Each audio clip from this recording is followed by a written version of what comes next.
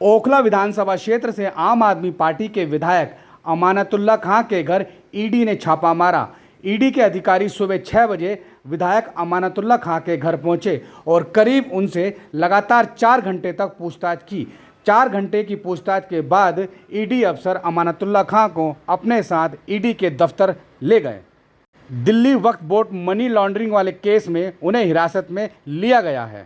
तो जानकारी मिली होगी कि सुबह करीब 6:15 बजे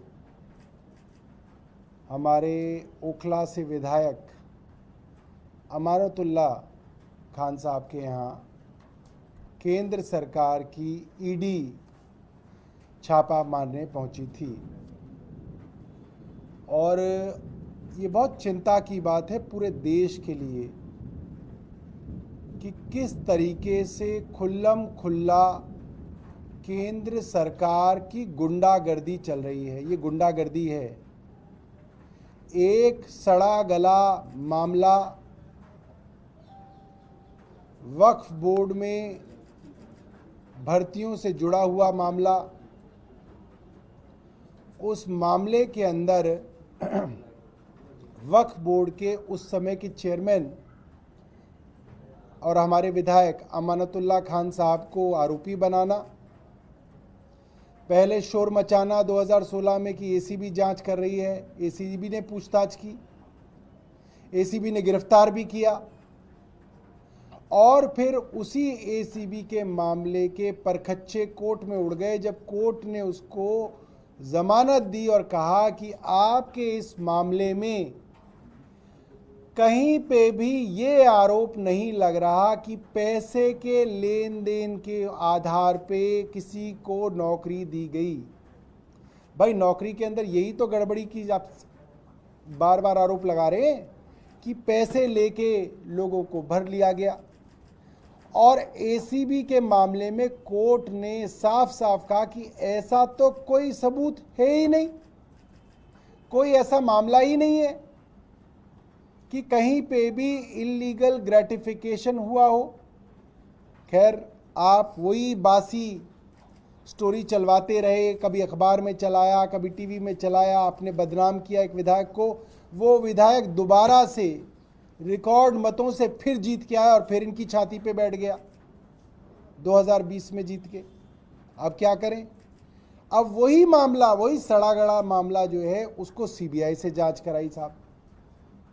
सीबीआई ने भी जांच कर ली, सीबीआई ने भी चार्जशीट दे दी, पूछताछ कर ली, सब कुछ कर लिया। वहाँ भी साफ है कि कहीं पे एक आरोप ये नहीं है कि अमानतुल्लाह खान साहब ने किसी से पैसे लेके, रिश्वत लेके किसी को नौकरी दी हो। इरेगुलरिटी हो सकती है, कई भर्तियों के अंदर इरेगुलरिटी होती है। उन इरेगुलरिटी के लिए जो भी उसका सज़ा होती है वो मिलती है, जिसने की होगी उसको मिलेगी।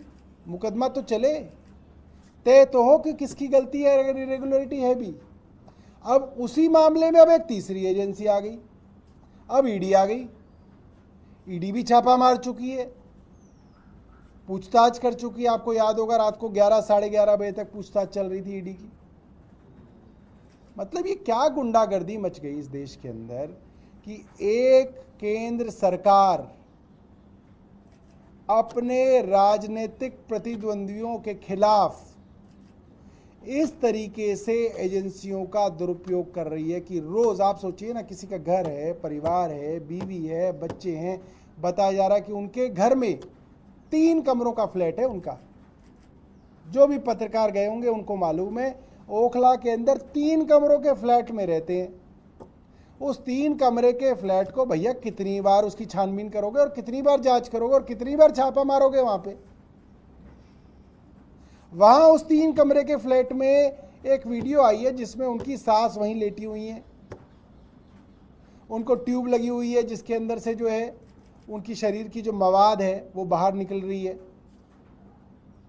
2 दिन पहले ऑपरेशन हुआ है, कैंसर से पीड़ित है, और आप जो है उनके घर पे जो है फिर से छापा मारने पहुंच गए। मतलब ये तो घटिया राजनीति से भी घटियापन है।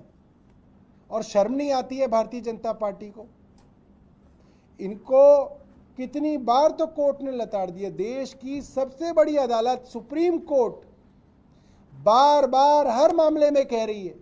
मनीष सिसोदिया जी को बेल दी तब बोला, अरविंद केजरीवाल जी को जब नीचे बेल मिली तो ट्रायल कोर्ट ने बोला, अभी 2 दिन पहले दोबारा से जब के कविता जी को बेल मिली सुप्रीम कोर्ट से, उन्होंने भी बोला कि भाई ये क्या मजाक बना रखा है आपने केंद्र शासित एजेंसियों को, कि वो कोई कानून नहीं है उनके लिए।